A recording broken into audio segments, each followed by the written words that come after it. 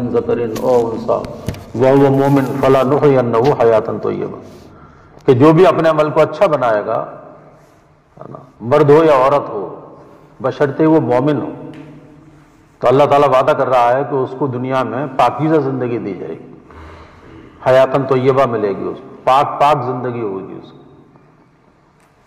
تو دنیا کی وقتی کامیابی جو ہے وہ ہے حیاۃ طیبہ، پاکیزہ زندگی، پاک زندگی اس کی ہوتی ہے، جس میں دلوں میں چین ہوتا ہے، دلوں میں سکون ہوتا ہے، چیزوں میں برکتیں ہوتی ہیں، لوگوں کے دلوں میں محبت ہوتی ہے نا، اور سوسائٹی میں عزت ہوتی ہے، اور دعاؤں کے اندر قبولیت، دلوں میں سکون ڈالا جاتا ہے، چیزوں میں برکتیں ڈالی جاتی ہیں، لوگوں کے دل میں محبت ڈال دی جاتی ہے نا، جہاں رہتا ہے وہاں پہ عزت ڈالی جائے گی، اور دعاؤں کے اندر قبولیت۔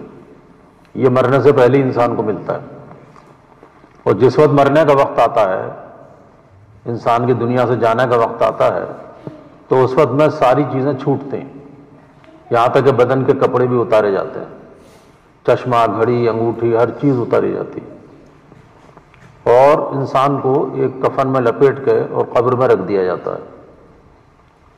تو جس وقت موت آتی ہے اور روح نکلتی ہے، وہ عالم سکرات کہتے ہیں اس کو، جھانکنے کا عالم ہوتا ہے، اس وقت میں آخرت کے احوال سامنے ہوتے ہیں اور دنیا چھوٹتی نظر آتی ہے۔ تو جس نے اپنے ایمان کو بنایا، اپنے اعمال کو اچھا بنایا، اللہ کو راضی کیا، تو ایسے بندوں کی موت پہ قرآن پاک میں اللہ نے فرمایا کہ فرشتے نازل ہوں گے، اور فرشتے یہ کہیں گے کہ خوف مت کرو اور غم مت کرو، بلکہ خوشخبری لو اس جنت کی جس کا تم سے وعدہ کیا گیا تھا۔ تتنزل علیہم الملائکۃ الا تخافوا ولا تحزنوا وابشروا بالجنۃ التی کنتم توعدون۔ خوف مت کرو، اللہ تخافوا ولا تحزنوا، اور غم مت کرو، وابشروا، اور بشارت لو اس جنت کی جس کا تم سے وعدہ کیا گیا تھا۔ علماء یہ کہتے ہیں کہ خوف آگے آنے والی منزلوں کا ہوتا ہے، اور غم چھوٹنے والی چیزوں کا ہوتا ہے۔ خوف جو ہوتا ہے نا، وہ آگے آنے والی گھاٹیاں، آگے آنے والی منزلیں ہیں، آدمی کو خوف طاری ہوتا ہے، مرنے والے کے اوپر خوف ہوتا ہے کہ اب مجھے لے جائیں گے اور میری روح نکلے گی اور مجھے قبر میں ڈالا جائے گا، تو قبر میں میرا کیا بنے گا، کیا ہوگا، اور پھر حشر میں کیا ہوگا، اور پھر پل صراط پہ میرا کیا ہوگا۔ یہ منزلیں، یہ گھاٹیاں سامنے اس کے ہوتی ہیں، اس کا خوف ہوتا ہے۔ تو خوف جو ہوتا ہے وہ آگے آنے والی گھاٹیوں کا ہوتا ہے، آگے آنے والی منزلوں کا ہوتا ہے۔ جیسے امتحانات ہوتے ہیں نا، انٹرویو ہوتا ہے، سلیکشن کمیٹی ہے اور اس میں انٹرویو ہے، تو بڑی گھبراہٹ ہوتی ہے، آدمی کو بہت خوف ہوتا ہے، سمجھے، ناشتہ بھی نہیں کیا جاتا، ناشتہ ہوتا ہے لیکن ناشتہ نہیں کھا پاتا آدمی، ایسا لگتا ہے ناشتہ اسے کھا رہا ہے، یعنی لقمہ اندر نہیں جاتا کیونکہ اندر گھبراہٹ ہے۔ تو گھبراہٹ میں، خوف میں وہ ناشتہ نہیں کر پاتا۔ 8 بجے سے پیپر ہے اور 7 بجے ناشتہ کر رہا ہے، تو 8 بجے کے پیپر کا اس کو خوف ہوتا ہے، تو 7 بجے کا ناشتہ وہ اس میں مزہ نہیں لے پاتا، وہ ناشتہ نہیں کر پاتا، بلکہ گھبراہٹ کی وجہ سے ایسا لگ رہا ہے جیسے لقمہ باہر کو آ رہا ہے، کیونکہ امتحان کا خوف ہے اس کے اوپر، کیونکہ امتحان آنے والا ہے۔ تو ایسے ہی مرنے والے کے اوپر خوف ہوتا ہے آگے آنے والی منزلوں کا، اور چھوٹنے والی چیزوں کا غم ہوتا ہے۔ ولا تحزنوا، غم مت کرو۔ غم کا ہے کہ چیزیں چھوٹ رہی ہیں، اتنی محنت سے تو کمایا اور یہ مکان بنایا اور چیزیں خریدیں اور بینک بیلنس اور پراپرٹی اور یہ سارا، اب یہ چھوٹ رہا ہے سارا، تو چھوٹنے کا غم ہے اور آگے آنے والی منزلوں کا خوف۔ لیکن جو اللہ والے ہوں گے، دین والے ہوں گے، جنہوں نے اپنے عمل کو اچھا بنایا اور دین پر چلتے رہے، تو ان کے لیے کوئی خوف نہیں، اللہ تخافوا، تمہارے لیے کوئی خوف نہیں، اور کوئی غم بھی نہیں ہے۔ چھوٹ رہی ہیں تو چھوٹ رہی ہیں، چھوٹنے دو، نہ خوف ہے نہ غم ہے، تو کیا ہے کہ بشارت ہے آپ کے لیے، تو خوشخبری ہے اس جنت کی جس کا تم سے وعدہ کیا گیا۔ ہزاروں خوشبوؤں کے ساتھ ایک مشک کا رومال ہوتا ہے جو تھوڑی کے نیچے رکھ دیا جاتا ہے، اور روح جو ہے وہ انگوٹھے سے نکلنا شروع ہوتی ہے اور منہ سے نکلتی ہے آخر میں، اس لیے جبڑا باندھ دیا جاتا ہے، مرنے والے کا جبڑا آپ نے دیکھا ہوگا بندھا ہوا ہوتا ہے۔ اگر نہ باندھا گیا تو منہ پھٹا کا پھٹا رہ جائے گا، بعد میں نہیں کوئی اسے بند کر سکتا پھر، کیونکہ وہ اکڑ جاتا ہے جسم جب روح نکل جاتی ہے۔ تو روح نکل کے منہ سے اور مشک کے رومال میں آ جاتی ہے، اور جس وقت روح نکلتی ہے تو فرشتے اس کو سلام کرتے ہیں اور جنت میں داخل ہونے کی بشارت دیتے ہیں، اور فرشتے اس سے کہتے ہیں کہ اے روح چل ایسی بیریوں کی طرف جن میں کانٹا نہیں ہے، اور ایسے کیلوں کی طرف جو توبہ تو لگے ہوئے ہیں، اور ایسے سائے کی طرف جو نہایت گہرا ہے، وسیع ہے اور پانی بہ رہا ہے۔ یعنی جنت کے چند مناظر کی طرف یہ اشارہ کیا جاتا ہے، خوشخبری دی جاتی ہے۔ اور جب فرشتہ اس روح کو لے کے آسمان پہ جاتا ہے تو 70,000 فرشتوں کے ساتھ حضرت جبرائیل علیہ السلام اس روح کا استقبال کرتے ہیں۔ عرش کے سامنے جا کر یہ روح سجدے میں گر جاتی ہے، اور اللہ کا ارشاد ہوتا ہے کہ میرے بندے کی روح کو علیین میں پہنچا دو۔ علیین وہ جگہ ہے جہاں نیک بندوں کی روحیں جائیں گی، نیک بندوں کی روحیں جہاں پہنچتی ہیں اس کو علیین کہتے ہیں، اور جہاں بگڑے ہوئے لوگوں کی روحیں جاتی ہیں اس کو سجین کہتے ہیں۔ وہ قرآن پاک میں ہے، علیین سجین دو جگہ ہیں۔ بنی ہوئی روحیں وہ علیین میں جائیں گی، اور بگڑی ہوئی وہ سجین میں جائیں گی۔ نورانی، چمکدار، خوشبودار، پاکیزہ یہ روحیں جائیں گی علیین میں، اور بدبودار، کالی اور گندی روحیں وہ جائیں گی سجین کے اندر۔ کیونکہ جب آدمی عمل کرتا ہے تو اس سے روح پہ اس کا اثر پڑتا ہے، اس لیے روحانی اعمال کہلاتے ہیں یہ۔ نمازوں کا پڑھنا، روزوں کا رکھنا، قرآن کی تلاوت کرنا، اللہ کا ذکر کرنا، پاک صاف رہنا، صدقہ خیرات کرنا، والدین کی خدمت کرنا، یہ وہ اعمال ہیں جن سے روح چمکدار بنتی ہے، خوشبودار بنتی ہے، پاکیزہ بنتی ہے نا۔ اور اللہ کی نافرمانی کرنا، والدین کی نافرمانی کرنا، اس سے کیا ہوتا ہے کہ روح گندی ہو جاتی ہے اور کالی ہو جاتی ہے اور بدبودار ہو جاتی ہے، اس میں بدبو پیدا ہو جاتی ہے روح کے اندر۔ اور ہم نے آپ نے سنا ہے بار بار کہ جیسی روح ویسے فرشتے، بھائی جیسی روح بنائی ہوگی ویسے فرشتے نکالنے آئیں گے اس کی۔ تو اگر خوشبودار، چمکدار، پاکیزہ، نورانی اگر روح ہے تو خوشبودار نورانی فرشتے اس کو نکالنے کے لیے آئیں گے، اور اگر بدبودار، کالی اور گندی روح بن گئی برے اعمال کرنے سے تو پھر بدبودار کالے رنگ کے فرشتے اس کو نکالنے کے لیے آئیں گے۔ تو خوشبودار پاکیزہ جو روحیں ہوتی ہیں وہ علیین میں جاتی ہیں، اور جو بدبودار کالی اور گندی روحیں ہوتی ہیں وہ سجین میں جاتی ہیں۔ یہ دو جگہ ہیں اللہ تعالیٰ کے پاس۔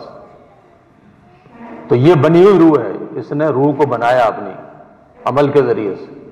روح جو ہے وہ عمل کے ذریعے بنتی ہے، عمل پاکیزہ ہے تو روح پاکیزہ بنے گی، یعنی عمل پاک ہے تو روح پاک بنے گی۔ تو روح کا بنانا یہ دنیا جو ہے نا اسی لیے ہے کہ روح ہماری پاکیزہ بنے، کیونکہ روح ہی نکالی جاتی ہے، بدن دفن کر دیا جاتا ہے، روح چلی جاتی ہے آسمان۔ تو اللہ کا ارشاد ہوتا ہے کہ میرے بندے کی روح کو علیین میں پہنچا دو۔ اور یہ جنازہ جو تیار ہوتا ہے تو فرشتے آتے ہیں جنت سے کفن لاتے ہیں، اور جنت کی خوشبوئیں، تو وہ جنت کی خوشبوئیں مل دی جاتی ہیں، جنت کی کفن پہنایا جاتا ہے۔ اور جس وقت جنازہ اٹھایا جاتا ہے تو فرشتے اس کے دروازے سے اس کی قبر تک 2 لائن لگا کے کھڑے ہوتے ہیں اور اس کے جنازے کا استقبال کرتے ہیں۔ یعنی آسمان پہ روح کا استقبال ہوتا ہے اور زمین پہ جنازے کا استقبال ہوتا ہے۔ جب قبر میں نعش رکھی جاتی ہے تو قبر مبارکباد دیتی ہے، اور قبر میں جنت کی کھڑکیاں کھول دی جاتی ہیں، جنت کے بستر بچھا دیا جاتا ہے، ریشم کا بستر ہوتا ہے جنت میں، اور جو نیک اعمال اس نے کیے تھے یہ اچھی شکل میں آ جاتے ہیں۔ نماز دائیں طرف، روزہ بائیں طرف، قرآن کی تلاوت اور اللہ کا ذکر یہ سر کی طرف، اور جو قدم چلے تھے مسجد کے لیے وہ پاؤں کی طرف آ جاتے ہیں، اور جو صبر کیا تھا وہ ایک کونے میں کھڑا ہو جاتا ہے۔ یعنی اللہ کے ولی کو عبادتوں نے گھیر رکھا ہے۔ اب عذاب آتا ہے تو عمل ہٹا دیتا ہے اس کو، اور اس کی قبر اس کے لیے جنت کا باغ بن جاتی ہے۔ اس لیے کہتے ہیں کہ قبر جو ہے وہ اعمال کا صندوق، قبر جو ہے نا وہ اعمال کا صندوق ہے، کہ جو عمل ہم کر رہے ہیں ہماری قبر میں پہنچ رہا ہے۔ اور قبر کے بارے میں اللہ کے رسول صلی اللہ علیہ وسلم نے 2 باتیں ارشاد فرمائیں، قبر کے بارے میں 2 باتیں حضور صلی اللہ علیہ وسلم نے فرمائی۔ پہلی بات تو یہ فرمائی کہ قبر سے زیادہ گھبراہٹ کا منظر میں نے کوئی نہیں دیکھا، یہ فرمایا اللہ کے رسول صلی اللہ علیہ وسلم فرما رہے ہیں، پکی بات کہ قبر سے زیادہ گھبراہٹ کا منظر میں نے کوئی نہیں دیکھا ہے۔ اور دوسری بات یہ فرمائی کہ اللہ کے ذکر سے بڑھ کر عذاب قبر سے نجات دلانے والی کوئی چیز نہیں ہے۔ تو قبر جو ہے وہ گھبراہٹ کی جگہ ہے، چاروں طرف سے بند بالکل۔ آدمی سوچے تو صحیح کبھی کہ خدا نخواستہ آپ کو کمرے میں کوئی باہر سے تالا لگا کے چلا جائے تو آدمی کو کیسی گھبراہٹ ہوتی، کتنی گھبراہٹ ہوتی ہے آدمی کو۔ ہمارے ساتھ میں ایک صاحب تھے جماعت میں، اور جماعت ادھر چل رہی تھی گوا کی طرف، تو انہیں یعنی غسل کرنا تھا جمعہ کے دن، وہ غسل کرنے کے لیے گئے، کپڑے صابن وغیرہ لے کے، اندر سے بند کیا انہوں نے، کسی بچے نے باہر سے ایسے بند کر دیا، انہیں اندر محسوس ہو گیا، یہ احساس ہو گیا کہ مجھے باہر سے کسی نے بند کر دیا۔ حالانکہ پوری جماعت وہیں موجود تھی، سب وضو وغیرہ کر رہے تھے لوگ، لیکن اتنی گھبراہٹ ہوئی کہ وہ اندر سے چیخے ایک دم سے کہ مجھے کھولو دروازہ میرا، اور بلڈ پریشر کے مریض تھے وہ، اور وہ دروازہ جلدی سے، میں موجود تھا، میں نے دروازہ کھولا تو ایک دم پسینہ پسینہ ہو رہے تھے، پسینہ آ رہا تھا چند منٹ کے اندر، اور باہر نکل کے سانس لی انہوں نے، اور یہ کہا کہ جب کسی نے مجھے باہر سے بند کیا تو گھبراہٹ شروع ہو گئی کہ مجھے کسی نے بند کر دیا، اس لیے میں نے چیخا اور مجھے پریشانی ہوئی اور پسینہ آ گیا، کیونکہ میں بی پی کا مریض ہوں، ایک دم بی پی بڑھ گیا میرا، اور یہ سوچ کے ہے کہ مجھے کسی نے بند کر دی۔ تو پھر خیر وہ باہر سے مجھ سے کہا کہ اب تم یہیں بیٹھنا جب تک میں نہان غسل نہ کر لوں، ورنہ پھر کوئی بند کر جائے گا مجھے۔ تو بہرحال یہ کہ وہ پھر گئے غسل کرنے کے لیے، تو میں نے سوچا کہ چند منٹ میں ذرا سا بند کر دیا تو اتنی گھبراہٹ، اور وہاں تو ہمیشہ قیامت تک کے لیے بند کیا جائے گا، یعنی کہ اوپر سے کھلا ہوا تھا اور اس میں رکھنے کے بعد اب بند کیا جا رہا ہے، اب وہ ایک اندھیری کوٹری ہے، تو کتنی گھبراہٹ ہوگی آدمی کو قبر کے اندر۔ سوچے تو صحیح آدمی کبھی اپنی قبر کو سوچے۔ حضرت عثمان غنی رضی اللہ تعالیٰ عنہ جب کسی قبر پہ گزرتے تھے تو اتنا روتے تھے کہ داڑھی مبارک تر ہو جاتی تھی۔ تو کسی نے پوچھا کہ آپ جنت اور جہنم کے ذکر سے بھی اتنا نہیں روتے جتنا قبر کے سامنے آ جانے سے روتے ہیں؟ تو فرمایا کہ قبر آخرت کی منزلوں میں سب سے پہلی منزل ہے، جس پہ یہ منزل آسان ہو گئی باقی ساری منزلیں آسان ہوتی چلی جائیں، اور جس پہ یہ منزل مشکل ہو جائے گی سب منزلیں مشکل ہوتی چلی جائیں گی۔ اتنا روتے تھے قبر کو دیکھ کر کہ یہ اندھیری کوٹری ہے اور ہر ایک کو قبر میں جانا ہے، اور پہنچتے ہی دین پوچھا جائے گا ہر آدمی سے، جتنے ہم بیٹھے ہیں جتنے انسان ہیں، پہنچتے ہی قبر میں 3 سوالوں میں ایک سوال دین کے بارے میں ہوگا کہ آپ کا دین کیا ہے، آپ نے زندگی کس طریقے پہ گزاری ہے۔ زندگی گزارنے کا ایک طریقہ تو ہے من چاہی، اور دوسرا طریقہ ہے رب چاہی۔ رب چاہی زندگی، حضرت مولانا زبیر صاحب رحمۃ اللہ علیہ فرمایا کرتے تھے کہ دنیا میں رب چاہی تو جنت میں من چاہی، یہ کہتے تھے جو دنیا میں رب چاہی زندگی گزارے گا تو جنت میں اس کو من چاہی زندگی ملے گی، کہ جو چاہو کھا لو، جو چاہو پی لو، جہاں چاہو بیٹھو، ہر چاہت ہر خواہش ہمیشہ کے لیے پوری ہوتی رہے گی جنت میں۔ کیوں؟ کہ دنیا میں تم نے اللہ کی چاہت کو پورا کیا۔ جو دنیا میں اللہ کی چاہت کو پورا کر دے گا تو آخرت میں اللہ جنت میں ہمیشہ اس کی ہر چاہت پوری کرتا رہے گا، ہمیشہ، خالدین فیہا ابدا، for ever and ever, infinite life جس کو کہتے ہیں، فار ایور اینڈ ایور، ہمیشہ ہمیشہ کے لیے ایسی جنت ملے گی۔ دنیا میں اگر رب چاہی زندگی گزاری تو جنت میں من چاہی زندگی ملے گی، اور اس کی ٹریننگ رمضان میں ہوتی ہے۔ رمضان کے اندر باقاعدہ اس کی ٹریننگ ہوتی ہے کہ اپنی مرضی کو دبانا ہے، اللہ کی مرضی کو پورا کرنا، اپنی چاہت کو دبانا اور اللہ کی چاہت کو پورا کرنا۔ یہ رمضان کا مہینہ آتا ہے اسی ٹریننگ کے لیے کہ ہماری پریکٹس ہو جائے، ہماری ٹریننگ ہو جائے، پوری زندگی رمضان جیسی بن جائے۔ تو رمضان میں اللہ تعالیٰ اس کی مشق کراتے ہیں۔ کیا مشق ہوتی ہے رمضان میں؟ کہ اپنی چاہت کو دبانا اور اللہ کی چاہت کو پورا کرنا۔ اب اندر پیاس لگی ہوئی ہے اور آدمی اپنے گھر میں اکیلا ہے، یا اپنے ڈرائنگ روم میں، اپنے بیڈ روم میں، یا اپنے آفس میں اکیلا بیٹھا ہوا ہے، ٹھنڈا پانی فریج میں رکھا ہوا ہے، گرمی کا روزہ ہے، لیکن وہ نہیں پی رہا ہے، اپنی چاہت کو دبا رہا ہے۔ حالانکہ چاہت ہے اندر پانی پینے کے لیے کہ پیاس لگی ہوئی ہے، لیکن اللہ کا خوف، اس کو تقویٰ کہتے ہیں، اس لیے تقویٰ پیدا ہوتا ہے روزے کے ذریعے سے۔ تو اللہ سامنے ہوتا ہے اس کے، اگر میں نے پانی پی لیا تو اللہ ناراض ہو جائے گا، میرا روزہ ٹوٹ جائے گا، میرے اوپر کفارہ آ جائے گا۔ تو آدمی اپنی چاہت کو دباتا ہے۔ بہت سے لوگ چائے کے شوقین ہوتے ہیں، اب چائے کی طبیعت چاہ رہی ہے پینے کی، لیکن نہیں پی سکتے کیونکہ روزہ ہے۔ اسی طریقے سے بہت ساری چاہتیں، خواہشات ہوتی ہیں آدمی کی، لیکن رمضان میں ان ساری چاہتوں کو دباتا ہے اور اللہ کی چاہت کو پورا کرتا ہے۔ تو یہ چاہت کا دبانا، مولانا محمد عمر صاحب کہتے تھے کہ جو دنیا میں اپنی مرضی کو دبائے گا اور اللہ کی مرضی کو پورا کرے گا، تو یہ مرضی جو دبائی ہے یہ جنت میں اگے گی۔ یہ کہتے ہیں جیسے کسان جو ہوتا ہے نا، وہ اناج کے دانوں کو دبا دیتا ہے زمین میں، تو یہ دانے اگتے ہیں اور ایک کے 700 ملتے ہیں اس کو، ایک دبایا تھا اور 700 دانے ملیں گے اس کو۔ تو ایسی مولانا عمر صاحب فرماتے تھے کہ جو دنیا میں اپنی مرضی کو دبا دے گا اور اللہ کی مرضی کو پورا کرے گا، تو یہ جو مرضی دبائی تھی دنیا میں یہ جنت میں اگے گی۔ اور پھر یہاں تو ایک مرضی دبائی تھی اور جنت میں کروڑوں مرضیاں ہمیشہ پوری ہوتی رہے گی اس کی، کیوں وہاں اگے گی یہ مرضی جو تھی۔ اللہ تعالیٰ ہر مرضی پورا کر دیں گے، کیونکہ دنیا میں تم نے اپنی مرضی کو دبا دیا اور اللہ کی مرضی کو پورا کر دیا۔ اسی کا نام دین ہے۔ یہ پورے دین کا خلاصہ یہی ہے کہ اپنی چاہت کو دبانا، اللہ کی چاہت کو پورا کرنا۔ اور رمضان میں اس کی مشق ہوتی ہے۔ اس لیے ایک بزرگ نے لکھا کتاب میں کہ اگر پوری زندگی رمضان جیسی بن جائے تو موت عید جیسی بن جائے گی۔ کیوں بھائی؟ پوری زندگی اگر رمضان جیسی بن جائے تو موت عید جیسی، جیسے رمضان کے بعد عید آتی ہے ایسی زندگی گزارنے کے بعد موت آئے گی۔ تو زندگی رمضان جیسی تو موت عید جیسی۔ جیسے رمضان رکھنے کے بعد، روزہ رکھنے کے بعد عید کی خوشی، تو ایسے ہی زندگی دین پر گزارنے کے بعد موت کی خوشی آتی ہے۔ موت جب آتی ہے تو حضرت بلال رضی اللہ تعالیٰ عنہ اللہ کے رسول کے بڑے اہم صحابی ہیں، حضور صلی اللہ علیہ وسلم کے خادم بھی ہیں، اللہ کے رسول صلی اللہ علیہ وسلم کے مسجد کے مؤذن بھی رہے اور اللہ کے رسول صلی اللہ علیہ وسلم کے خزانچی بھی رہے۔ قرضہ لینا ہوتا تھا، حضرت بلال قرضہ لاتے تھے اللہ کے رسول کے لیے، تو بڑی نسبتیں حاصل ہیں۔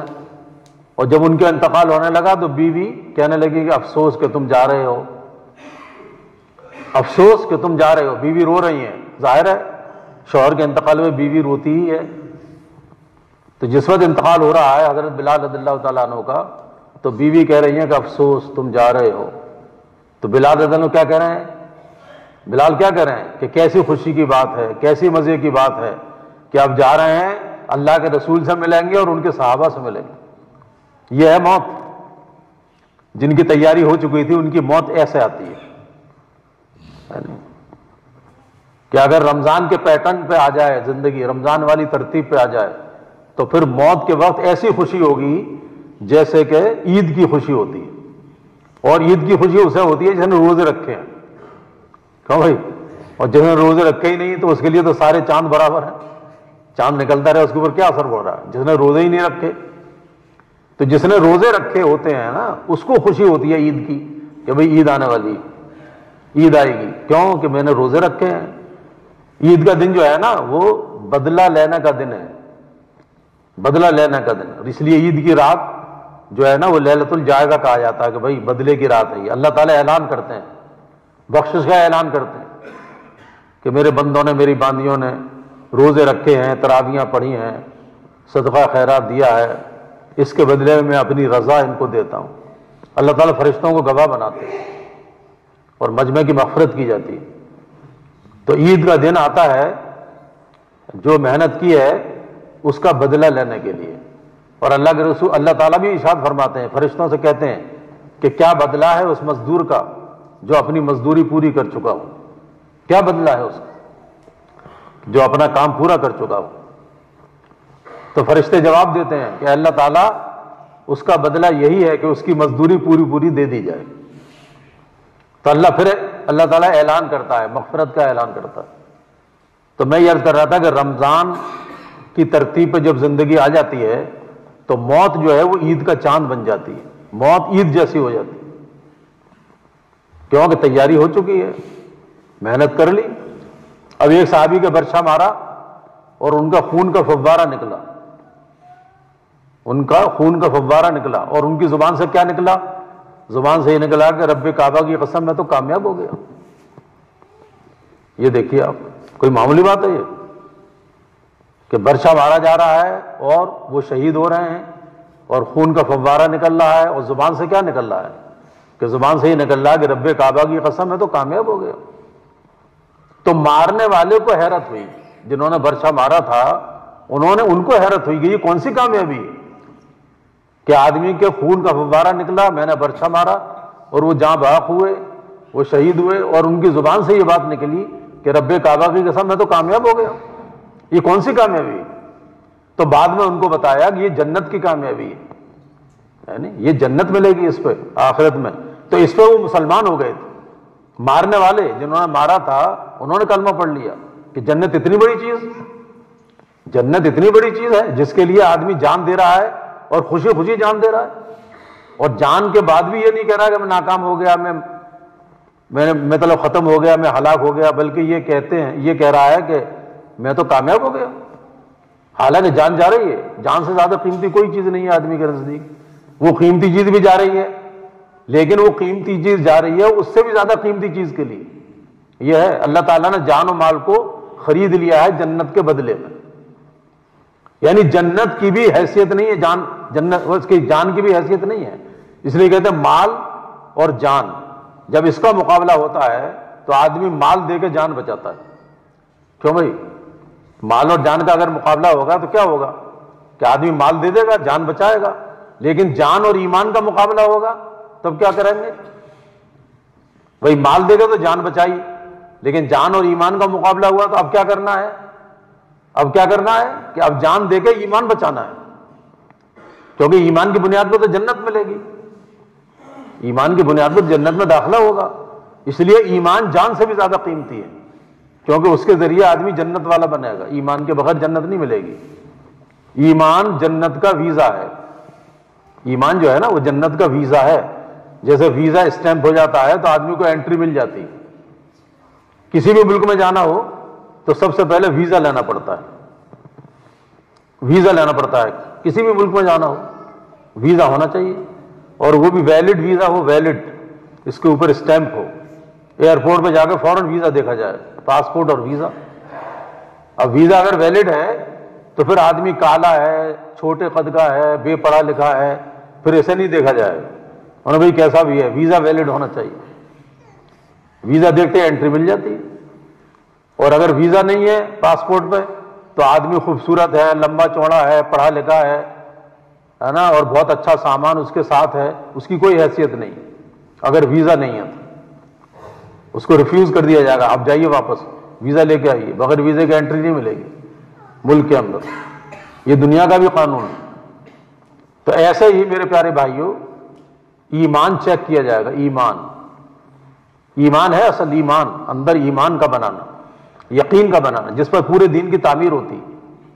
دین درخت کے مانند ہے، ایمان جڑ کے مانند ہے، دین درخت کی طرح ہے اور ایمان جڑ کی طرح ہے، اور ہم سب جانتے ہیں کہ درخت کی پتیاں اگر خشک ہیں اور پتیاں سوکھی ہوئی ہیں تو پتیوں پہ پانی نہیں ڈالا جاتا ہے، درخت کی پتیوں پہ پانی نہیں ڈالتے کہ پتی سوکھ رہی ہے، بلکہ ایک بے پڑھا لکھا کسان گاؤں کا رہنے والا وہ بھی یہ جانتا ہے کہ اگر درخت کی پتیاں سوکھ رہی ہیں تو جڑ میں پانی لگایا جاتا ہے، سب جانتے ہیں اس کو، سب جانتے ہیں۔ آج کل آلو کا زمانہ ہے، کوہرے کا زمانہ ہے، تو لوگوں کی بڑی بڑی آلو کی کھیتیاں ہوتی ہیں، تو جب زیادہ کوہرا پڑتا ہے تو اس کی پتیاں جو ہوتی ہیں نا، آلو کے پیڑ کی پتیاں وہ جل جاتی ہیں کوہرے کے اندر، جب کوہرا پڑتا ہے تو وہ آلو کی پتیوں کو جلا دیتا ہے۔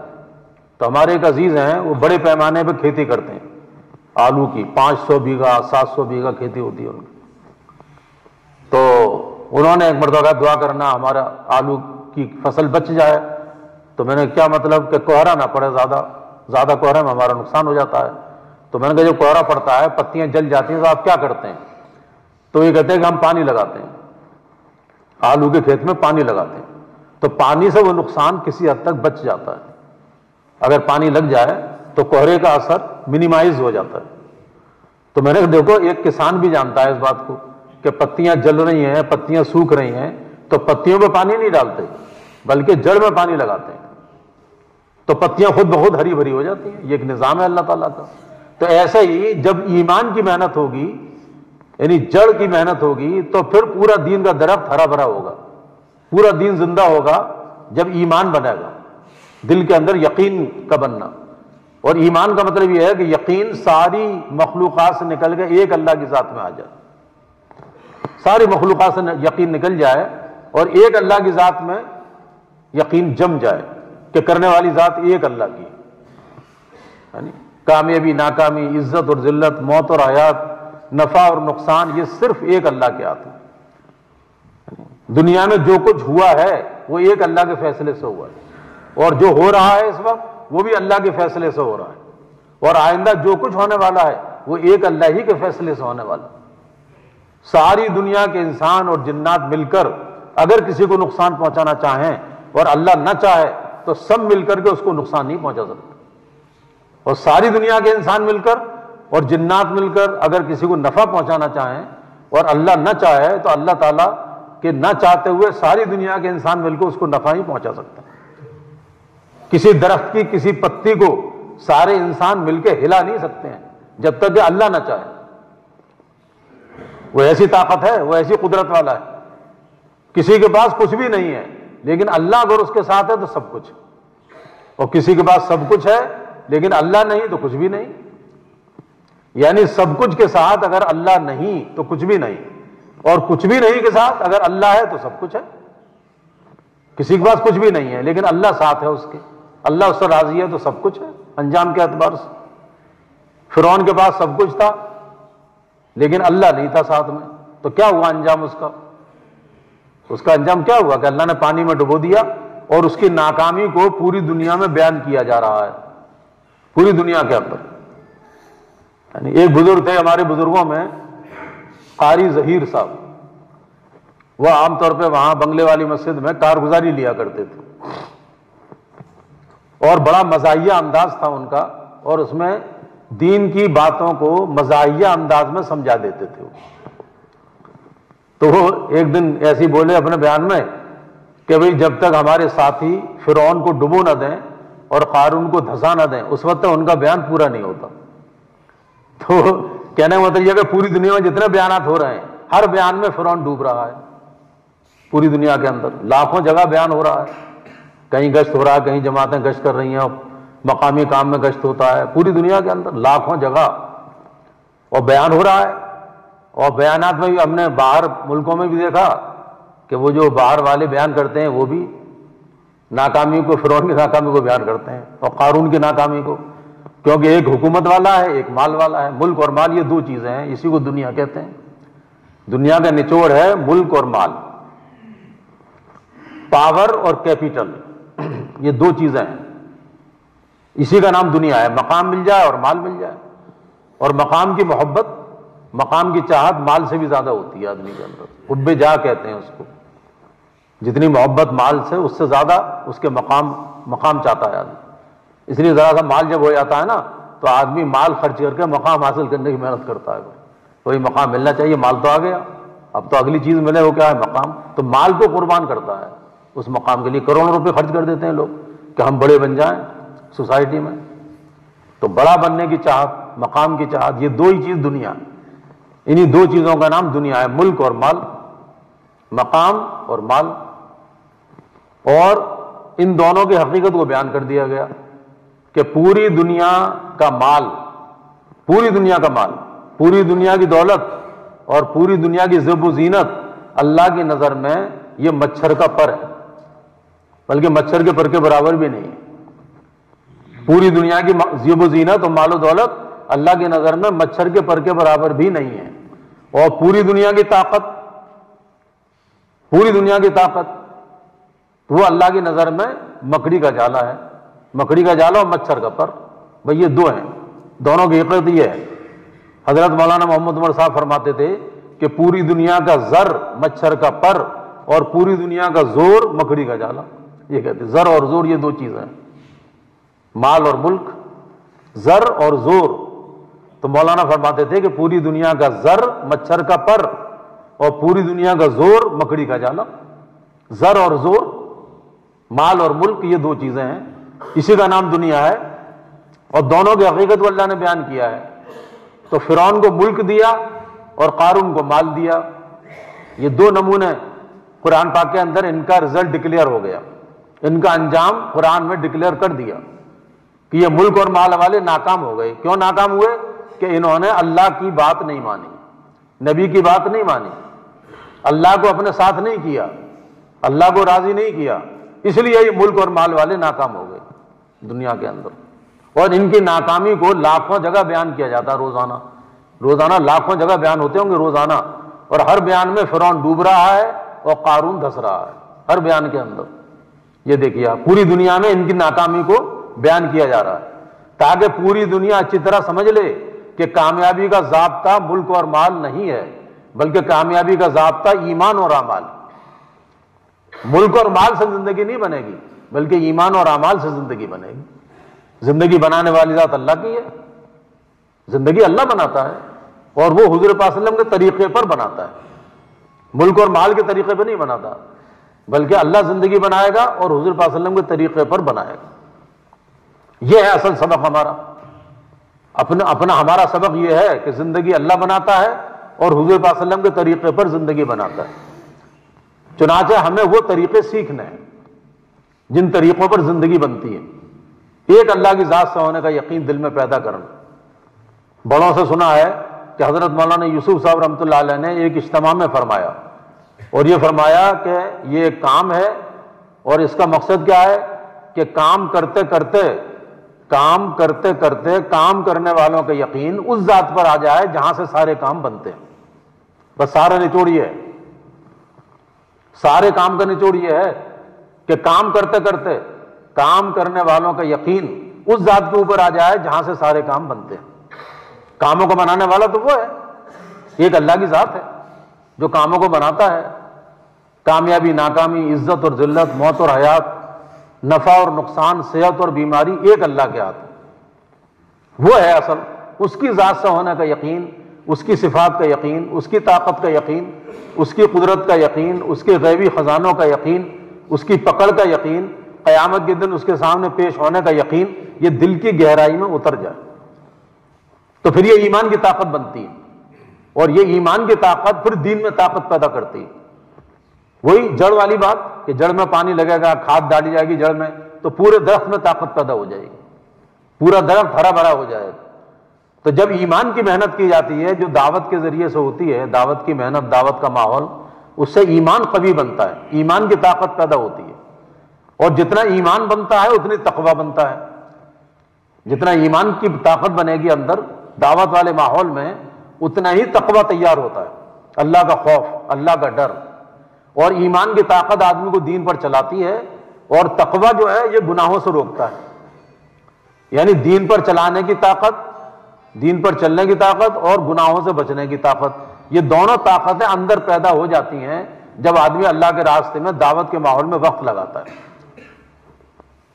یعنی اعمال دعوت ہیں، وہ اللہ کے راستے میں نکل کے اعمال دعوت میں وقت لگانا ہوتا ہے کہ ایمان کی دعوت دی جاتی ہے، اجتماعی بھی، انفرادی بھی. اور تعلیم کا حلقہ ہوتا ہے، تعلیم سے ایمان بڑھتا ہے. یہ فضائل اعمال کی جو تعلیم ہے، یہ تعلیم کا جو حلقہ ہے، یہ ایسا ہے جیسے جڑ میں پانی لگا دیا. اس سے ایمان بڑھتا ہے، تعلیم میں بیٹھنے سے عمل کا شوق پیدا ہوتا ہے، کیونکہ فضائل کا تعلق ایمانیات سے ہے. جب آدمی فضائل کی تعلیم میں بیٹھے گا اس کا ایمان بڑھے گا، ایمان کی لیول اس کی بڑھتی ہے.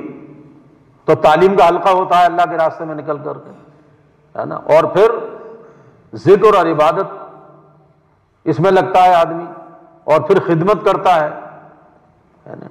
اور اللہ کے راستے میں نکل کے لوگوں کو یہ سمجھاتا ہے، یہ دعوت دیتا ہے کہ کرنے والی ذات اللہ کی ہے. اللہ کی بڑائی کو بولتا ہے، اللہ کی عظمت اور کبریائی کو بولتا ہے، اللہ کی توحید کو بولتا ہے لوگوں کے بیچ میں. تو باطل یقین اندر سے نکلتا ہے اور توحید والا یقین اندر آتا ہے کہ اللہ زندگی بنائے گا، حضور کے طریقے بنائے گا، اس کو بولتا ہے. تو بولتے بولتے، سنتے سنتے تعلیم میں بیٹھتے بیٹھتے اب یقین بننے لگتا ہے، اس کی یقین میں طاقت پیدا ہونے لگتی، ایمان بننے لگتا ہے۔ اور مثال کے طور پہ کہ ایمان کی طاقت جو ہے نا وہ دین پر چلاتی ہے، اور تقویٰ جو ہے وہ گناہوں سے روکتا ہے۔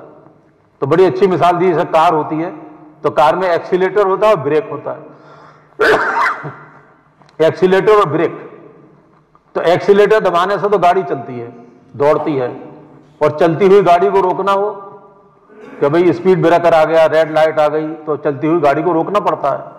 تو چلتی ہوئی گاڑی کو روکنے کے لیے کیا کرنا پڑتا ہے کہ اندر طاقت موجود ہے گاڑی کو روکنے کی، گاڑی کو چلانے کی بھی اندر طاقت ہے کہ گاڑی آگے بڑھتی رہے، اور گاڑی کو روکنے کی بھی اندر طاقت ہے، وہ ہے بریک، وہ پاس میں لگا رہتا ہے، دونوں پاؤں ایسے چلتے رہتے ہیں آدمی جو گاڑی چلاتا ہے نا، اس کے دو پاؤں ایسے چلتے رہتے ہیں، ایکسیلیٹر اور بریک۔ تو یہ کہا ایک صاحب نے مثال دی کہ ایمان کی طاقت کا ایکسیلیٹر اور تقوی کا بریک یہ پیدا ہو جائے ہمارے اندر، ایمان کی طاقت کا ایکسیلیٹر اور تقوی کا بریک۔ تو یہ ایمان کی طاقت ہمیں دین پر آگے بڑھائے گی، چلائے گی، اور تقوی کا جو بریک اندر پیدا ہو جائے گا یہ ہمیں گناہوں سے روک دے گا، نافرمانیوں سے روکے گا۔ اندر ایک طاقت ہوتی ہے اس کو تقویٰ کہتے ہیں، وہ آدمی کو گناہوں سے روکتی ہے، اللہ کا خوف ہوتا ہے۔ وہ اکیلے میں بھی آدمی گناہ نہیں کرے گا اگر خدا کا خوف اس کے اندر آ جائے۔ یہ دو چیزیں پیدا ہوتی ہیں اللہ کے راستے میں نکل کر، اس لیے سارا زور اس پہ ہے، سارا کا سارا زور کہاں پہ دیا جاتا ہے کہ بھئی اللہ کے راستے میں نکلیں۔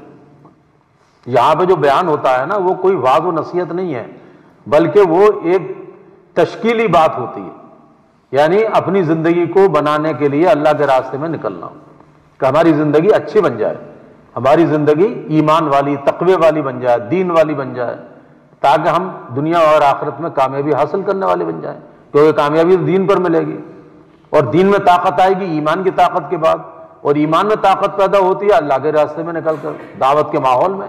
اب اس کے کتنے اس کے یعنی مثالیں ہیں، کتنی کارگزاریاں ہیں، اس کا تو وقت نہیں ہے، ہزاروں کارگزاریاں، کیسی ایمان میں طاقت پیدا ہوئی، یعنی گالیاں بکنے والے وہ دعائیں کرنے والے بن گئے، جمعے کے نمازی تہجد گزار بن گئے، ماں باپ کو ستانے والے، بیوی بچوں کو ستانے والے وہ رونے والے بن گئے، معافی مانگنے والے بن گئے، ہے نا۔ کیسی کیسی مثالیں ہیں، اور کیسے کیسے لوگ کیسے کیسے بن گئے اللہ کے راستے میں نکل کر، یقین کی طاقت آ گئی، ایمان کی طاقت آ گئی، زندگی بدل گئی۔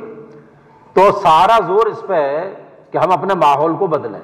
حضرت مولانا سعید احمد خان صاحب فرمایا کرتے تھے کہ ہم جب ماحول کو بدلیں گے تو ماحول ہمیں بدل دے گا، یہ کہتے تھے وہ۔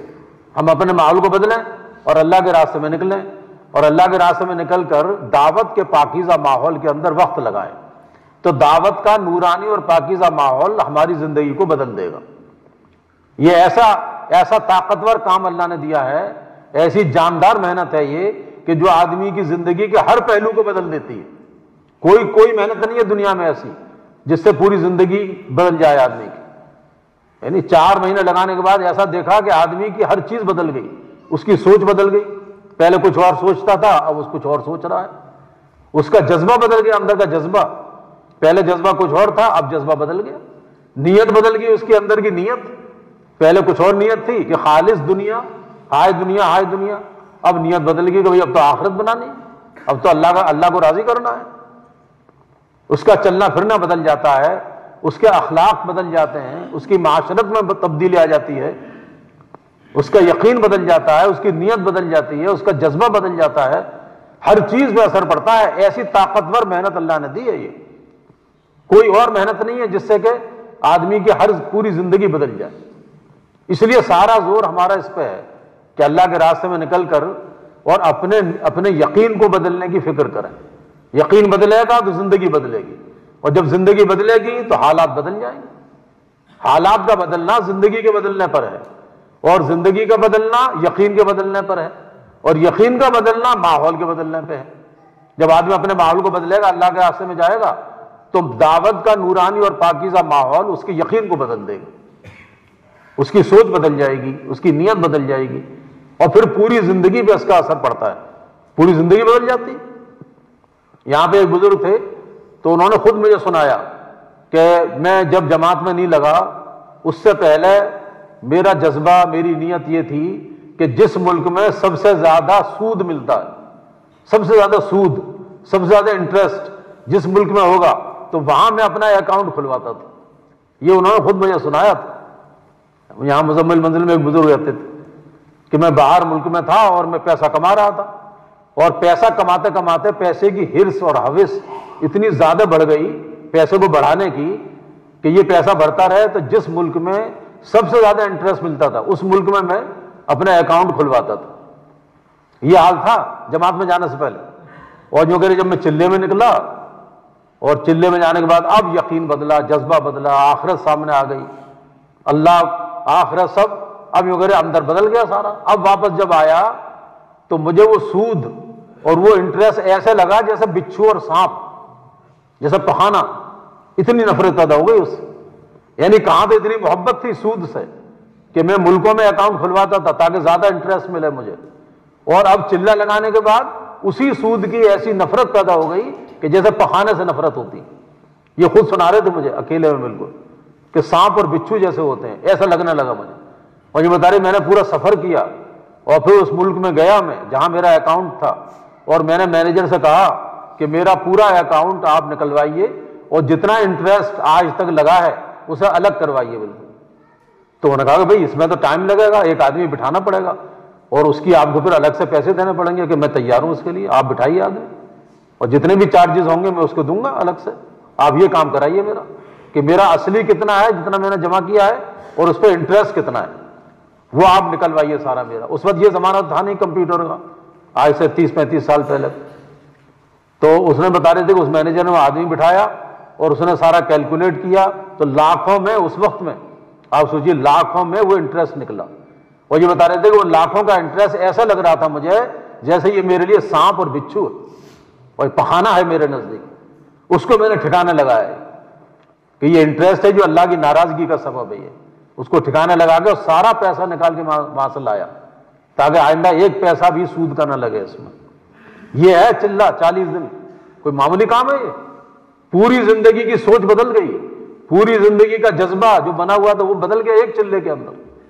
ایک چلہ لگایا اللہ کے راستے میں اور زندگی بدل گئی، یقین بدل گیا، سوچ بدل گئی، یعنی نیت بدل گئی، یعنی اب پاکیزہ نیت بن گئی، پاک نیت ہو گئی۔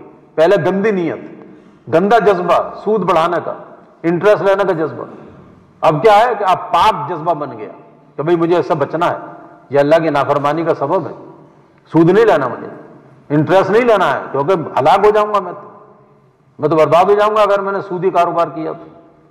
یہ ہے چیز، یہ تقویٰ کہلاتا ہے، اس کو تقویٰ کہتے ہیں کہ آدمی برائی سے بچے، گناہ سے بچے، یعنی جو اللہ کو ناراض کرنے والی چیزیں ہیں ان سے بچے، اس کو تقویٰ کہتے ہیں۔ اور یہ تقوی کی طاقت اندر پیدا ہوتی ہے، اور یہ ایسے پیدا نہیں ہو جاتی کتابیں پڑھنے سے یا بیان سننے سے، یہ اللہ کے راستے میں نکل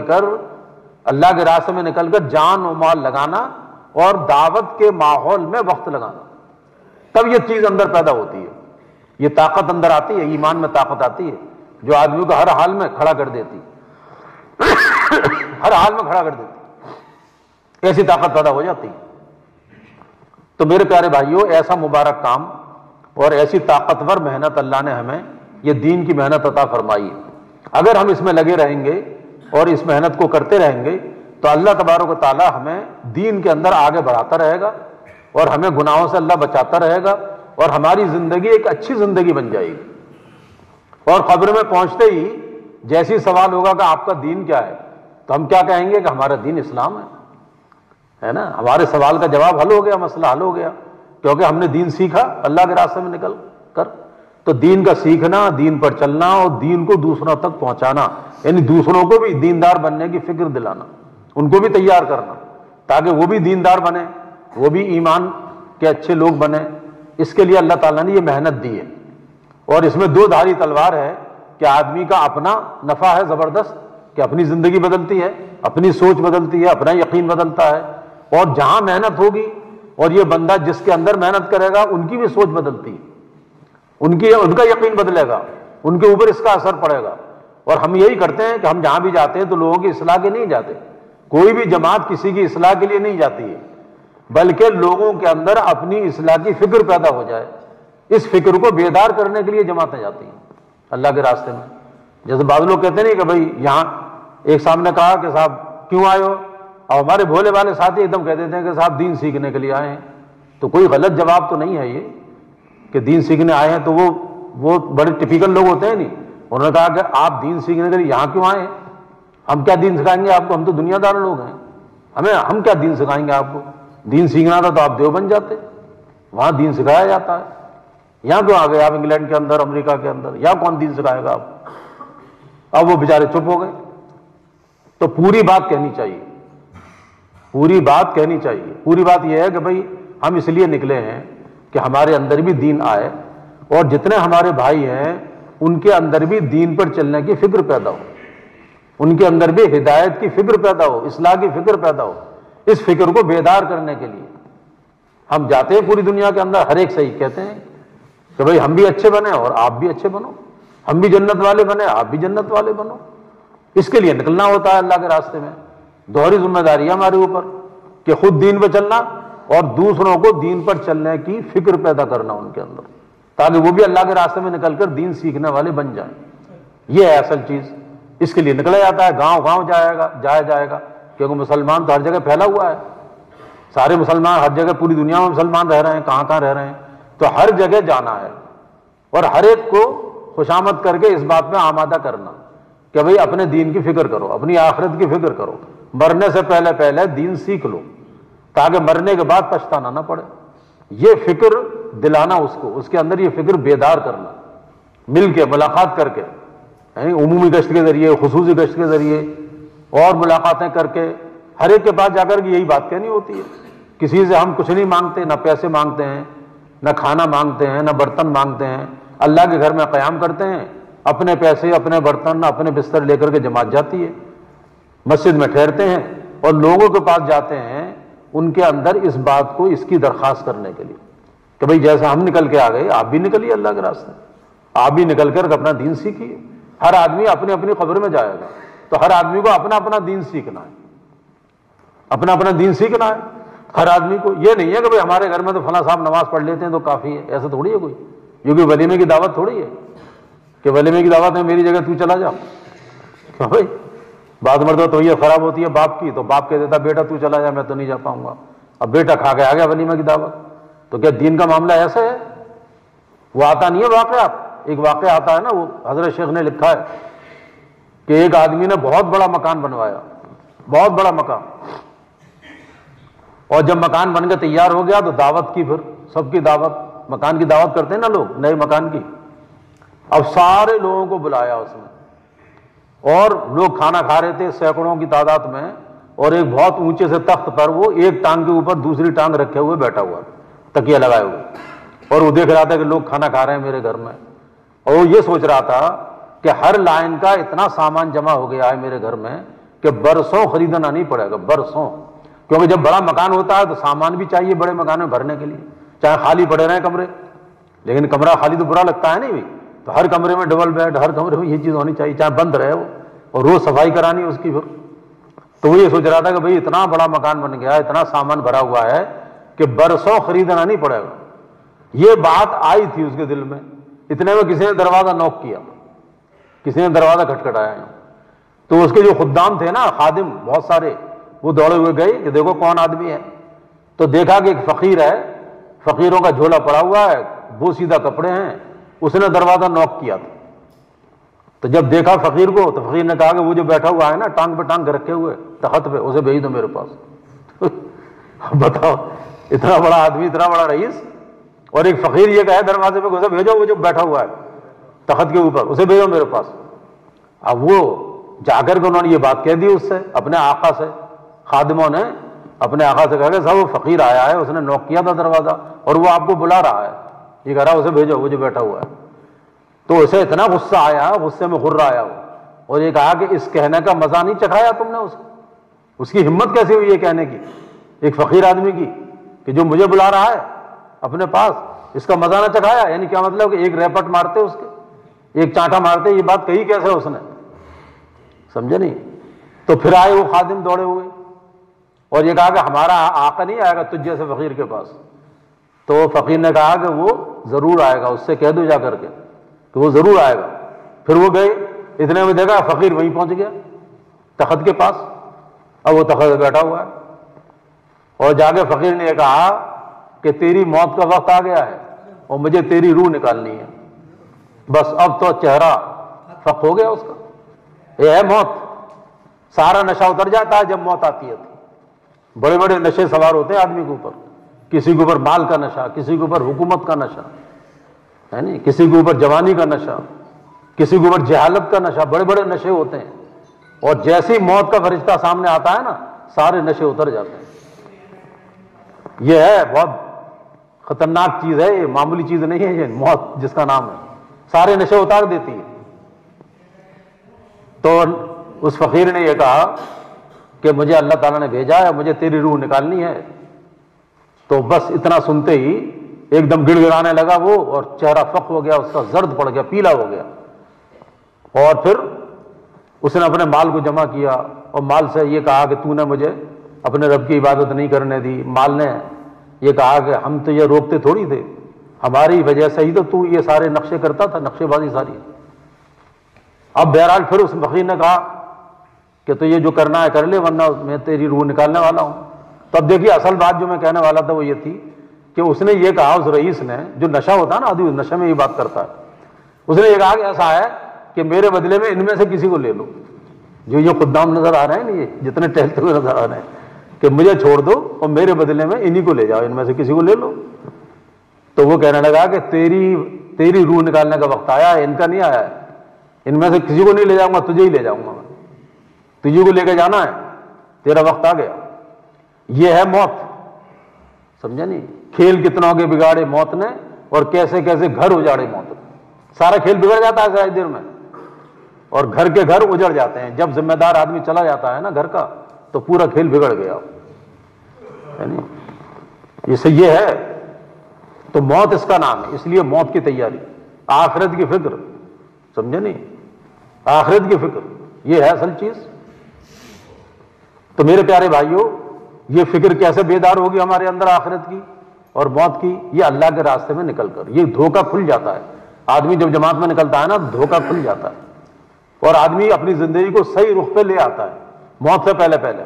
اور موت کے وقت اگر دھوکہ کھلا تو کوئی کام نہیں آئے گا. پھر کیا فائدہ ہوا؟ کچھ بھی نہیں.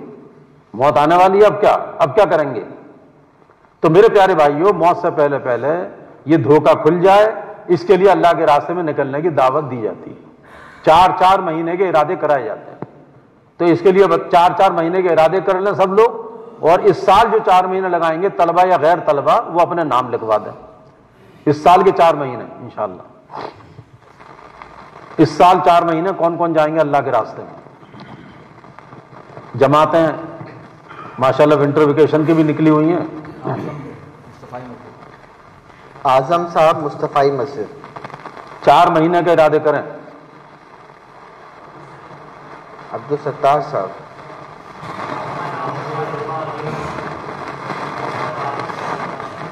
محمد عامر صاحب عالم باغ,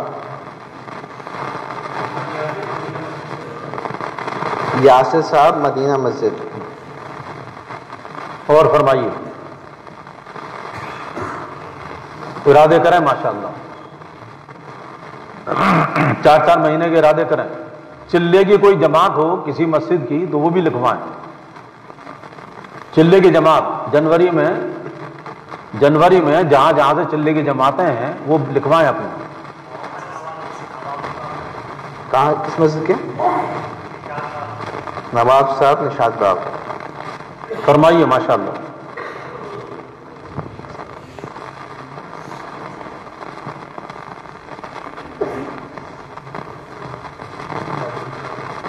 چلے کی جماعت کسی مسجد کی ہو تو لکھوائیں جنوری میں کس کس مسجد کی چلے کی جماعت.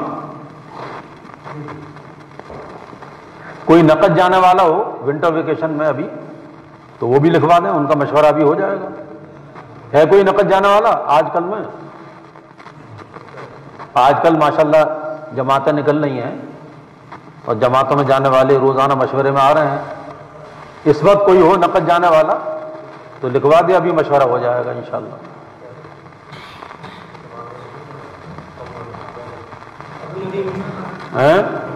ڈاکٹر ابو ڈاکٹر ابو ندیم صاحب. کل سے وہ ونٹر ویکیشن کی چھٹیاں شروع ہو رہی ہیں، آج ہی سے سمجھ لیے ہو گئی، تو یہ 10 دن ہمیں ملے ہیں چھٹی کے، تو یہ ضائع ہو جائیں گے اگر ہم اللہ کے راستے میں نہ نکلے، تو سونے میں اس میں گھومنے پھرنے میں چلے جائیں گے۔ اس لیے سبھی سے درخواست ہے ونٹر ویکیشن میں بتائیں کون کون تیار ہے۔ حلقہ شمسا سے حلقہ شمس سے 2 جماعت ماشاءاللہ، اور بتائیں ایسے ہی آج یا کل سے جماعتیں نکلنے والی ہیں بہت سی ہیں۔ فردوس نگر بڑی مسجد سے 1 جماعت، فردوس نگر بڑی مسجد، اور بتائیے بھائی۔ ایک مینار کی جماعت کل جائے گی ونٹر ویکیشن کی ماشاءاللہ، اور بتائیے۔ محمد اسلام صاحب عشرے کے لیے کب سے تیار ہیں؟ اچھا وہ اسلام بھائی، چلیے ٹھیک ہے، اور بتائیں بھائی۔ جمال پور بڑی مسجد، جماعت بڑی مسجد جماعت، ہاں ونٹر ویکیشن کی جماعت ماشاءاللہ، اور فرمائیے۔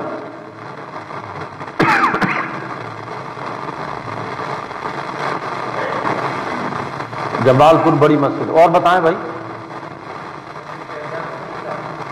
مسجد فیض عام سے 3 ساتھی نقد ہیں، ہاں تو ان کا مشورہ کرا لیجیے گا، فیض عام سے 3 ساتھی جائیں گے، اور بتائیں بھائی۔ ونٹر ویکیشن کی چھٹیاں شروع ہو رہی ہیں تو اس میں ہمارا وقت لگ جائے، ورنہ سارا وقت یوں ہی چلا جائے گا۔ تو بتا دیں موقع بہت ہی اچھا آیا ہے، بہت دنوں کے بعد یہ چھٹی ملی ہے، اس کی ہمیں قدر کرنی چاہیے۔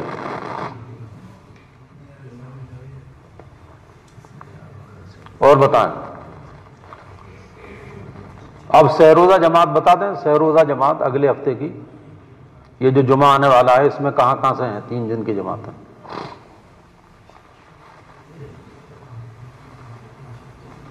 بتائیں بھائی۔ سردی ہر جگہ پڑ رہی ہے، یہ نہ سوچیں کہ سردی پڑ رہی ہے، تو سردی تو علی گڑھ میں بھی پڑ رہی ہے، صحابہ سردی میں بھی نکلے ہیں اور گرمی میں بھی نکلے ہیں۔ تبوک کا سفر گرمی میں ہوا اور خندق کا جو مارکا پیش آیا ہے وہ سردی میں ہوا ہے، دونوں موسموں میں صحابہ نے یہ محنت کی ہے۔ اس لیے سردی گرمی کوئی چیز نہیں ہے، سردیوں میں سارے کام آدمی کرتا ہے اپنے، سردی کو بہانہ یا عذر نہ بنائیں کہ سردی پڑ رہی ہے، سارے کام سردی میں ہوتے ہیں۔ ذاکر نگر سے 1 جماعت، ذاکر نگر سے 1 جماعت، اور بتائیں 3 دن کی جماعت کس مسجد کی جائے گی؟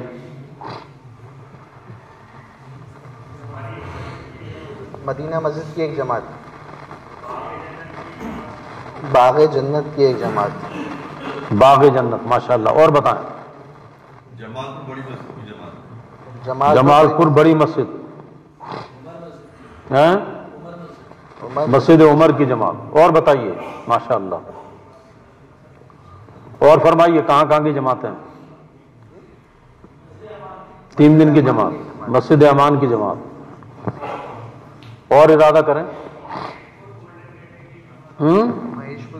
اچھا مہیش پور کی جماعت ماشاءاللہ، اور بتائیں۔ فیض عام کی جماعت، جی اور فرمائیے ماشاءاللہ۔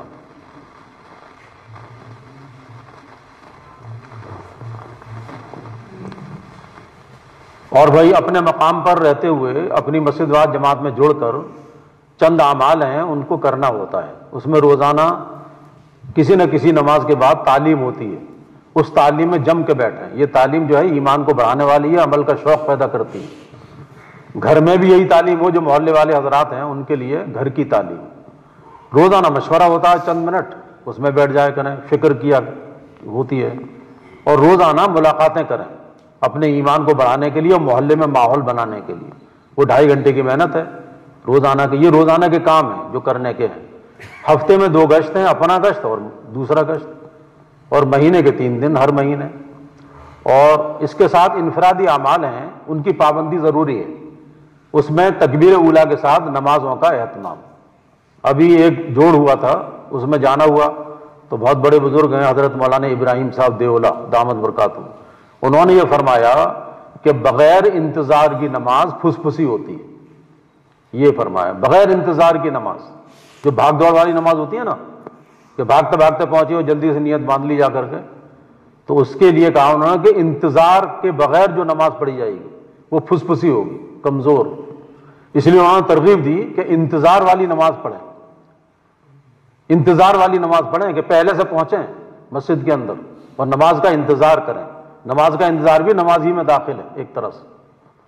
ایک بزرگ ہیں بہت بڑے، ان کا واقعہ آتا ہے کتاب میں، وہ یہ فرماتے ہیں کہ 20 سال میں کبھی ایسا نہیں ہوا کہ اذان ہوئی ہو اور اس سے پہلے میں مسجد میں موجود نہ ہوں، یعنی وہ اذان سے پہلے مسجد پہنچتے تھے، اذان سے پہلے مسجد پہنچ جاتے تھے۔ اور ایک بزرگ کا الگ الگ اللہ کا نظام ہے، ایک بزرگ یہ فرماتے تھے کہ میری یہ مجال کہ میرا رب مجھے بلائے تب میں جاؤں گا مسجد میں، بلانے کے بعد مجھے تو بغیر بلائے جانا چاہیے، میں تو اس کا غلام ہوں، اپنے مالک کے پاس مجھے بغیر بلائے ہی جانا چاہیے، میں اس کا انتظار کروں گا کہ وہ مجھے بلائے تب میں جاؤں۔ ایسے ایسے لوگ ہوئے اللہ والے، اذان سے پہلے مسجد میں پہنچتے تھے۔ کم سے کم ہمارے بھائی ہم اتنا تو طے کر لیں کہ اذان ہوتے ہی کہ جیسی اذان ہوئی بس سارے کام چھوڑ دیں، پھر اذان ہوتی اس لیے ہے، اب سب چھوڑ دو، اب کوئی بڑا نہیں ہے، اللہ بڑا ہے بس، اللہ اکبر اللہ اکبر۔ اس بات سے یہ کہا جا رہا ہے اب کوئی چیز بڑی نہیں ہے سوائے اللہ کی، اب اللہ بڑا ہے، اللہ کی طرف آؤ، اب چھوڑو اپنی دکان کو، چھوڑو اپنے گھر کو، چھوڑو جس کام میں ہم لگے ہوئے وہ کام چھوڑ دو اسی وقت جیسی اذان کی آواز کان میں پڑے، اور چلو مسجد کی طرف، اللہ کے گھر کی طرف۔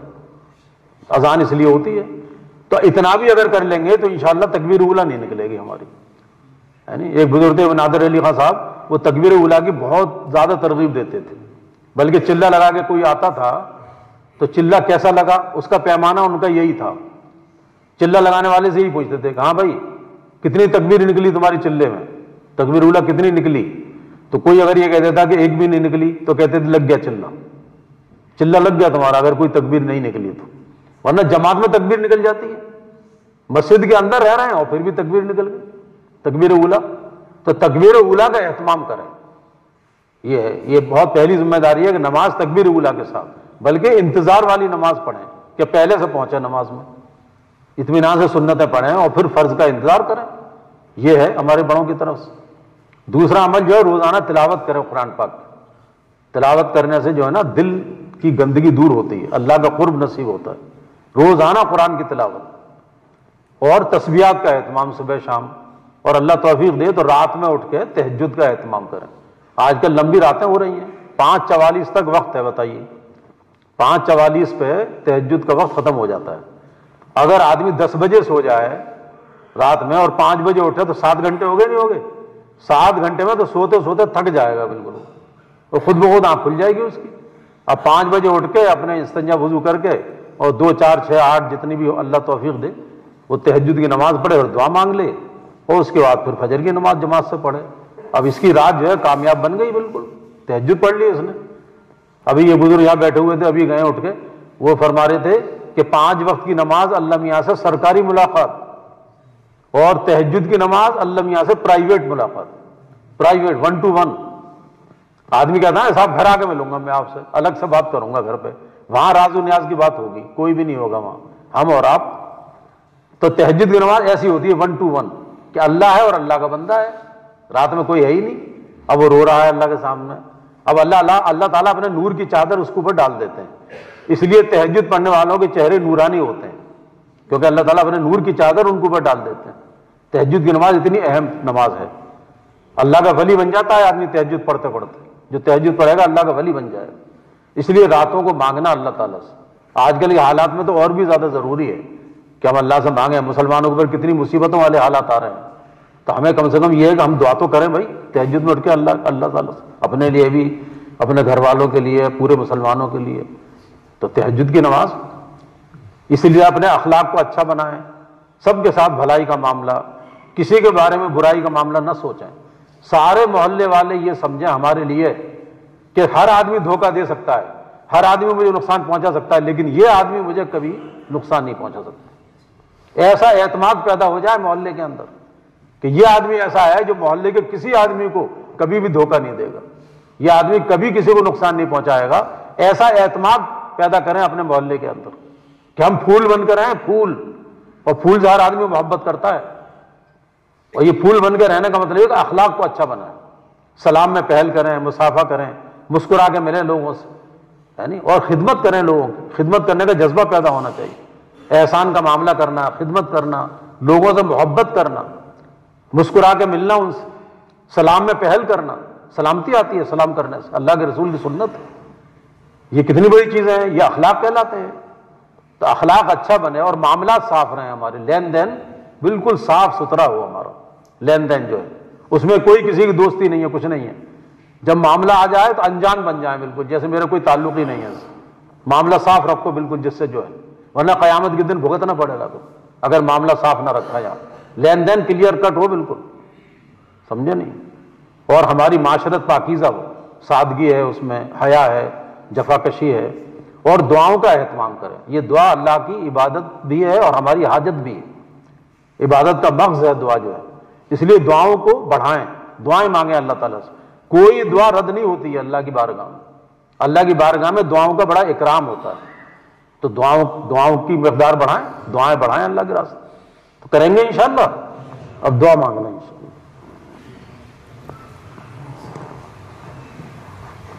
الحمدللہ رب العالمین، یا اول الاولین ویا آخر الآخرین ویا ذی القوۃ المتین ویا راحم المساکین ویا ارحم الراحمین، اللہم صلی علی محمد وعلی آل محمد کما صلیت علی ابراہیم وعلی آل ابراہیم انک حمید مجید، ربنا ظلمنا انفسنا وإن لم تغفر لنا وترحمنا لنكونن من الخاسرین، ربنا آتنا فی الدنیا حسنہ وفی الآخرۃ حسنۃ وقنا عذاب النار، اللہم انی اسألک خیر ما سألک منہ نبیک سیدنا محمد صلی اللہ تعالی علیہ وسلم، ونعوذ بک من شر ما استعاذک منہ نبیک سیدنا محمد صلی اللہ تعالی علیہ وسلم، وانت المستعان وعلیک البلاغ ولا حول ولا قوۃ الا باللہ العلی العظیم۔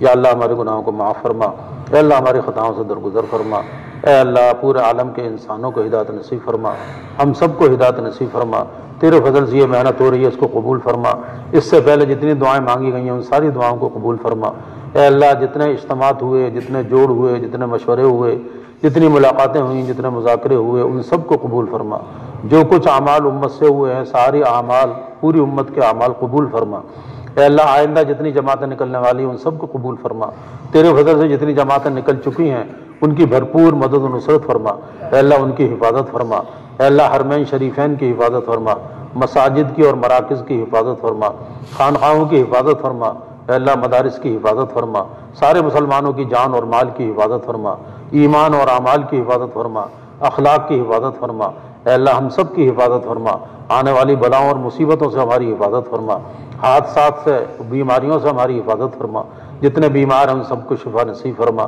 جتنے بے روزگار ہیں ان کو روزگار عطا فرما، جتنے بے مکان ہیں ان کو مکان عطا فرما، جتنے رشتوں کے لیے پریشان ہیں اچھے رشتے ان کے لیے مہیا فرما، اے اللہ جو مقدمات میں پھنسے ہوئے ہیں عافیت سے بری فرما، جو قرضوں میں گھرے ہوئے ہیں اللہ قرضوں کی ادائیگی کی شکل غیب سے پیدا فرما، جو مسلمان جہاں جس حال میں پریشان ہے اس کی پریشانی کو دور فرما، اے اللہ تمام امور میں ہمارے انجام کو خیر فرما، اس اجتماع کو بے حد قبول فرما، رات کی شب گزاری کو قبول فرما، جو کچھ اعمال ہوئے ان سب کو قبول فرما، اے اللہ آئندہ موت تک ایمان اور اسلام پر قائم فرما، اور ایمان اور اسلام پر ہی ہماری موت عطا فرما، اے اللہ اپنے فضل سے اپنے کرم سے ہماری ان دعاؤں کو حضور پاک صلی اللہ علیہ وسلم کے صدقے طفیل میں نسلوں صدیوں اور قرب قیامت تک کے لیے قبول فرما، وصلی اللہ تعالی علی خیر خلقہ محمد وآلہ واصحابہ اجمعین برحمتک یا ارحم الراحمین۔